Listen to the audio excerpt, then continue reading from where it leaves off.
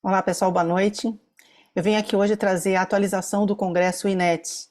O INETS é a Sociedade Europeia de Tumores Neuroendócrinos e todo ano tem esse congresso, que é considerado o maior congresso de atualização desse tema de tumores neuroendócrinos. E acabou de acontecer na semana passada. Então eu trago aqui as principais novidades que já impactam agora no tratamento dos pacientes, mas também as pesquisas que devem trazer coisas muito boas no futuro próximo.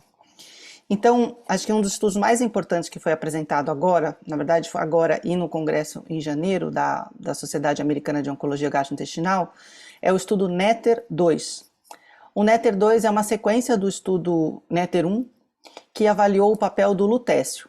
Então, o lutécio é um radiofármaco, que é uma molécula radioativa acoplada a uma molécula chamada octreotide, que é um análogo de somatostatina.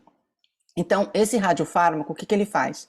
Ele é administrado na veia, ele está disponível no Brasil, inclusive, e ele vai até a célula do tumor neuroendócrino, se liga naquela proteína, receptor de somatostatina, e libera a radiação dentro da célula.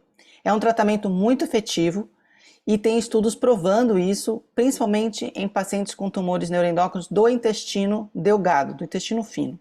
O que o NETTER-2 trouxe de diferente? Ele foi testado em pacientes com tumores neuroendócrinos de pâncreas e grau 2 ou grau 3. Então, essa é a grande novidade. Provou que o lutécio também funciona nesses casos. O estudo sorteou os pacientes para receber o lutécio de cara como primeiro tratamento, da mesma forma como a gente já faz aqui. Uma aplicação na veia a cada 2 meses, 4 vezes. Ou o braço controle, que era o octreotide, também chamado de comercialmente sandostatin, dose dobrada, 60 miligramas, então 2 injeções, mensalmente. E o objetivo do estudo era ver se o lutécio era melhor do que o octreotide dose dobrada, e foi. Só que para esses pacientes entrarem no estudo, eles tinham que ter aquele exame do PET scan galho 68 positivo, porque comprova que essa proteína chamada receptor de somatostatina está presente na célula neuroendócrina. Quando está presente, brilha no exame. Quanto mais brilha, mais tem essa proteína, mais existe o alvo terapêutico, seja do octreotide ou do lutécio, que é o octreotide junto com a molécula lutécio 177, que é radioativa, né? Então, nesse estudo, a proporção de redução do tumor foi mais do que 3 vezes a do sandostatin, e o tempo de controle de doença também, mais do que triplicou em relação ao octreotide sozinho, e que deu da ordem de quase 2 anos de controle de doença. Então, foi um resultado muito promissor e que coloca aí o lutécio como um tratamento muito importante para os pacientes que também têm o tumor neuroendócrino do pâncreas, né? Um outro estudo importante, não foi um estudo de tratamento diretamente, mas ele mostrou algo que a gente já vê e que eu tenho pesquisas nesse tema, inclusive lá no Camargo, que é a transformação muitas vezes do tumor dependendo do tratamento. Então, alguns pacientes que recebem a quimioterapia CAPTEM, o tumor desenvolve algumas mutações que depois a gente consegue avaliar através de um exame molecular do tumor, e aí a gente pode usar a imunoterapia. E esse estudo é mais um estudo que mostra esse fenômeno. Alguns pacientes que recebem imunoterapia têm um resultado muito promissor. Não são todos, mas alguns têm resultados muito bons. Eu já vi pacientes que tiveram uma remissão completa da doença com a imunoterapia quando esse fenômeno acontece. E a única forma da gente saber é, no momento que o CAPTEM para de funcionar, a gente faz uma nova biópsia e faz a análise molecular do tumor para ver se isso aconteceu. Um outro estudo muito importante é um estudo que avaliou o status nutricional dos pacientes com tumor neuroendócrino. Então, foi um estudo de quase 400 pacientes na Espanha, já com doença metastática, então não eram pacientes que tinham operado o tumor e estavam sem tumor, pacientes que tinham a metástase, e eles foram avaliados simplesmente para ver como é que estava o status nutricional, peso, a porcentagem de gordura, muscular e etc. E aí o resultado é muito, muito impressionante.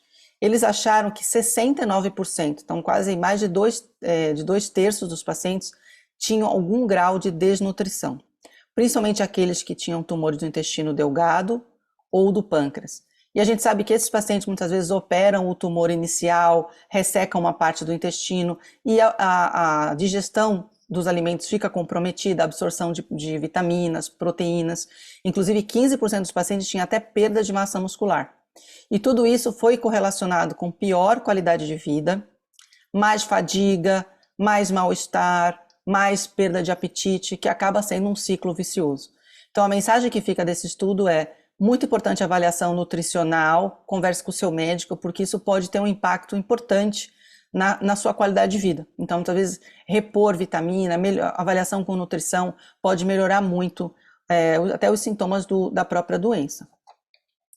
E aí o que tem de novidade de pesquisas, de coisas novas que estão para vir? Então teve a atualização daquele estudo que é um novo radiofármaco, que eu mencionei num outro vídeo, que é o Actínio 225. É parecido com o lutécio, mas a radiação emitida por esse radiofármaco é mais potente para o tumor. Aparentemente dá menos efeito colateral que o lutécio, que já é super bem tolerado, e ataca mais fortemente o tumor. O estudo é bem inicial ainda, mas mostrou resultados muito, muito importantes. Pouco efeito colateral e até sendo mais efetivo que o lutécio na chance de reduzir o tumor. E agora, baseado nisso, existe um estudo internacional que vai começar a incluir pacientes, inclusive em centros do Brasil, e a gente vai ter em maio, provavelmente a partir de maio, lá no AC Camargo. Então, o estudo é pacientes em que o tumor cresceu depois do lutécio, podem ser elegíveis para esse estudo, que vai receber esse tratamento ou em comparação a um outro tratamento. É o Actínio 225. E esse estudo é muito, muito provável que seja positivo e esse seja um novo tratamento no futuro. Um outro é um estudo também que a gente participou e foi apresentação oral de um novo tipo de análogo de somatostatina. Então a gente sabe que no Brasil, no mundo, a gente tem o octreotide ou sandostatin e o lanreotide ou somatulin, que são injetáveis, né?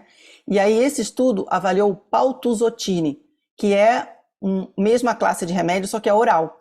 Então, uma vantagem para os pacientes tomar um comprimido que receber uma injeção mensalmente.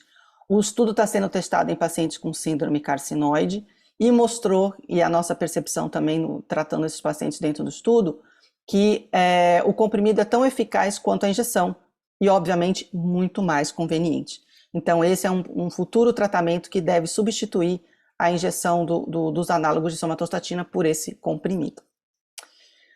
Um outro estudo que é muito, muito promissor foi especificamente para pacientes com carcinoma neuroendócrino, que a gente sabe que é um tumor agressivo e que existem poucos tratamentos eficazes.